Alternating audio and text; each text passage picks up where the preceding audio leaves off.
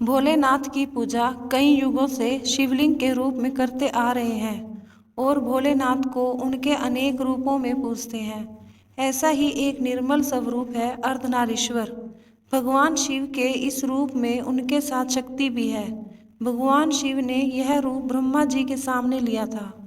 कहा जाता है कि भगवान शिव और शक्ति को एक साथ प्रसन्न करने के लिए भगवान शिव के अर्धनारीश्वर स्वरूप की आराधना की जाती है। अर्धनारीश्वर स्वरूप का अर्थ है आधी स्त्री और आधा पुरुष। भगवान शिव के इस अर्धनारीश्वर स्वरूप के आधे हिस्से में पुरुष रूपी शिव का वास है तो आधे हिस्से में स्त्री रूपी शिवा यानी शक्ति का वास है। भगवान के इस रूप से हमें संकेत दिया जाता है कि स्त्री और पुरुष एक ही सिक्के के दो पहलू हैं और दोनों एक दूसरे के बिना अधूरे हैं। यह संसार इन दोनों के बिना अधूरा हो जाता है।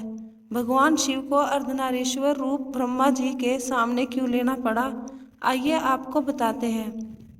शिव पुराण की कथा के मुताबिक शिव ने इसलिए किया था अर्धनारीश्वर रूप का धारण।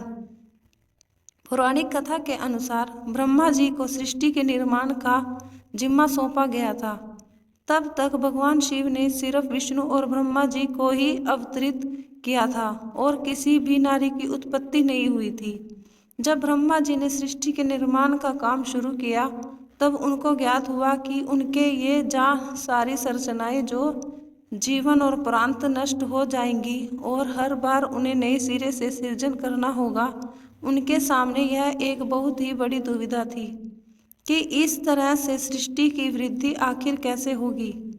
तभी एक आकाशवाणी हुई कि वे मैथुनी यानी प्रजनन सृष्टि का निर्माण करें ताकि सृष्टि को बेहतर तरीके से संचालित किया जा सके।